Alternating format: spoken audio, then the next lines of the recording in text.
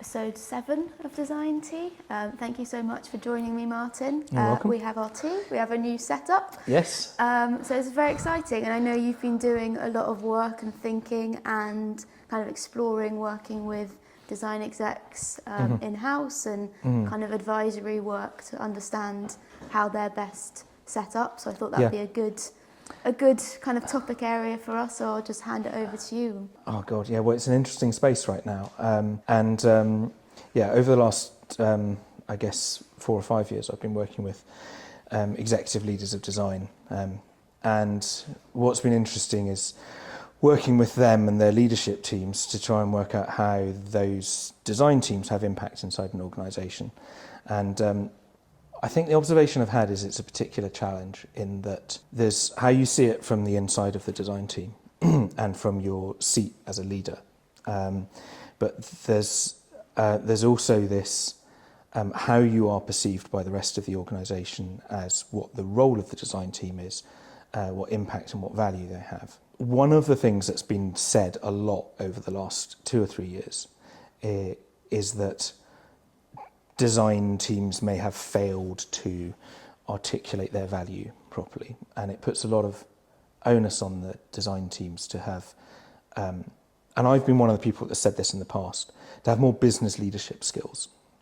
I stand by that, but there's a reality that comes with that is challenging for design teams, and this is where I think I've come to the conclusion of that our values as designers and what we like to design for have value to an organisation, but probably not as deeply or as far and as wide as we personally hold true.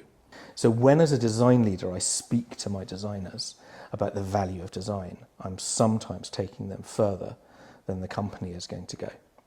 And sometimes when that happens, I create a disconnect as a leader between me and my peers or my superiors, who don't recognise how far I'm pushing and stretching that vision. And most places where I'm seeing design leadership not be as successful is because they're not addressing that need first of the stakeholders. And that's because they're starting, quite rightly, by looking at human-centred needs and doing that stretch and that push.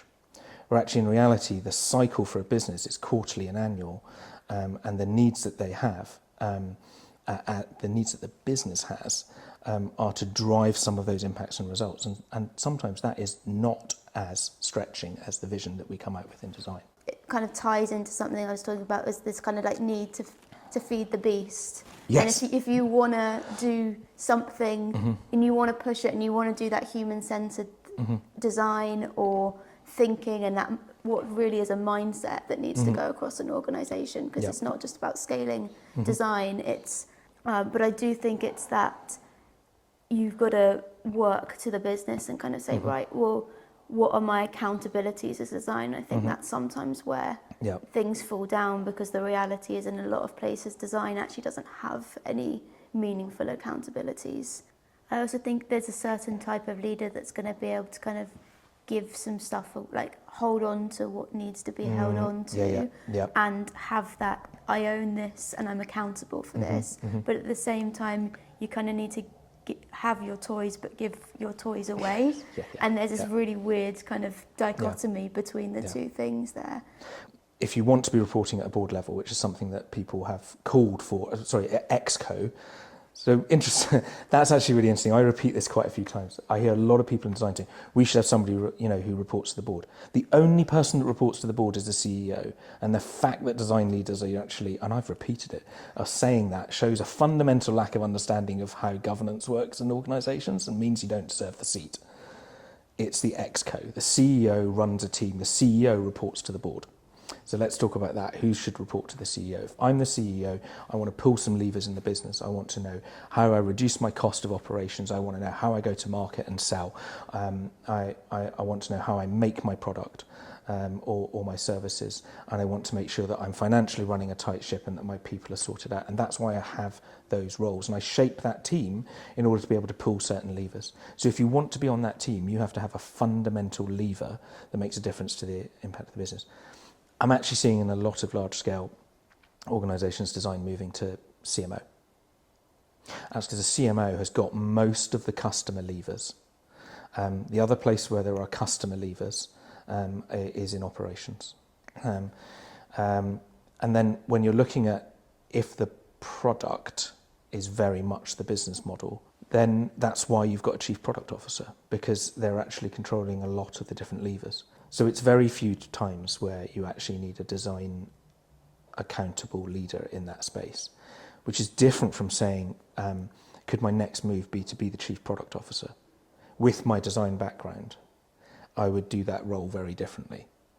That would be something that could be of great value to an exco, to place somebody into the CPO role that is that is a design leader. One of my favourite phrases is that we may not all be designers, but we are all designing. Design is an act of decision making with an intent for an outcome. Assuming that we're the only people that care about being human-centred is arrogant, and can really put people off. So there's a lot of ways in which trying to fight for design and who we are actually restricts a company's ability to think in a more designerly way. Architect is my favourite title, right? Business architect, data architect. I used to talk about being a customer experience architect, because architects work with plans for things that will come into being. And architects need to understand all of the materials that come together to create normally a space in which something happens. So if we take the architect as the example, an architect cannot design a building without understanding the materials that will be used to produce that building. So if you're in a digital realm, then you really should be understanding the digital means of production. So are we saying everybody that's in design needs to be able to code? No.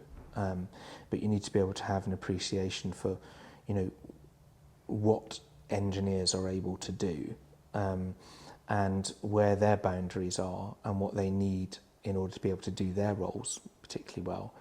And then you need to also understand that there are other types of materials of production that impact an organisation, like the budgets, like the business model, like the policy and the process within an organisation. And sometimes your best design effort is in trying to change those, because when we get down to the actual digital interface design, it's going to be so much easier and simpler to do if all of those other things have been changed. I think that's where you see a lot of kind of discomfort from people, and going back to that kind of creative director and the phasing of leaders that you need at different points. And I think there's a recognition of not just the business and who they're hiring, but actually the leader themselves, to think about what kind of designer am I, what kind of leader am I, the person that is the visionary, the person that's going to come in and set that vision, work with their peers, translate it down, set the strategy. It might not be the person that operationalizes it going forward, and that might be where you need a point. And it's not just on the business to say, okay, this is our plan or whatever, but on that individual as well, to go, this is my strength, this is what I do, and almost set those expectations of, I will come in and I will do this, but then I will go and I will go off and do the same thing somewhere else, because that's where I really excel. Yeah. And I don't think that mindset is in a lot of people, and I think it's possibly because we don't think of specialisms within leadership. We think of it as an IC, but we don't think of specialisms within leadership, but I think they're very much there. Yeah. It's really worth investing in hiring the right type of person. I think that we've had a number of situations over the last 5 or 6 years in companies, especially in legacy organisations, where I don't think they've really understood what the brief is, or created a good brief for the hire. They've hired to the brief, but the brief hasn't been great. And sometimes you actually need to explore a bit. And I've seen a couple of organisations over the last couple of years actually put in place interims, because they recognise they're going through a period of change, and actually what they needed to do is work out what that means. So they brought in an experienced interim to sense make around that, and then be able to create the right brief for the leader that they're going to need. The next 10 years for business are going to be filled with a lot of uncertainty and volatility. Design's got a lot to offer in that space, but design leaders need to be ready to be the leaders in that space as well, because it's not going to be as simple as, now you've got the title, you can just waltz in and do a whole bunch of really cool creative design. You're going to have to really lean into what the business challenges are. Yeah. I mean, when you were talking there, my head went, oh, football managers with the interim, but Yeah, we'll yeah. put that to one side. But yeah, no, I think it's that the brief is important. Like, I think as designers, we're called challenge the brief, push the brief, make sure the brief is right before you start going. I think actually design these before you come in. Is the brief right? Are you setting, are the expectations set on both sides? Is it the right kind of brief for you? But then also in the sense of, when you get in, do you then have the support? And that's also where I see a lot of people fail. Or because if your brief, or you think the brief is to come in and push and transform, if you haven't got the support from above, you're just going to get a lot of angry people going, why is this person doing this? Why are they changing this? And what you need is for the person above you to go, no, that's their remit. That is what they're doing. You need to work with them or whatever else. But if that person just comes to you going, why are you doing that? You're going to be kind of failing from the start. So if you're interviewing for an exec level position as a design leader at the moment, you should be asking a number of questions. One is, what does this organisation understand that it wants out of design? What has it struggled to get out of design in the past? And when somebody turns around and says, you're going to have a team of 100 people, we go, great. Who's paying for them? Am I in control of the budgets? Now, the answer to all these questions doesn't need to be yes, but it totally changes what you can do and how you work. If all of your designers are paid for by other people, then you're in a very different position than if you have the money and then you are deploying them out. Who would I be reporting to, and what are they accountable for? What accountabilities and responsibilities do you expect me to have? Understand all of these things. In some places, they may not be able to answer the question particularly well, and that says as much,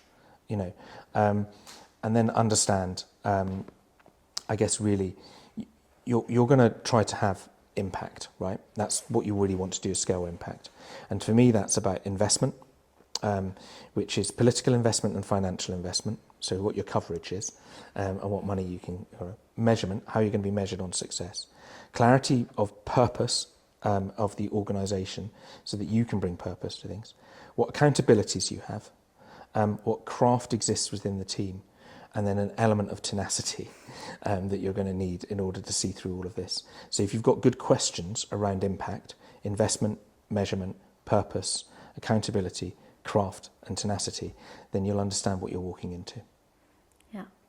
And I think we could talk for another few hours on this, to be honest, but I think that probably is a really nice point with some kind of actionable takeaway advice for people to kind of do it. So thank you so much, Martin. Thank you. It's been a pleasure. For joining me. Cheers. And thank you all for watching. Thanks.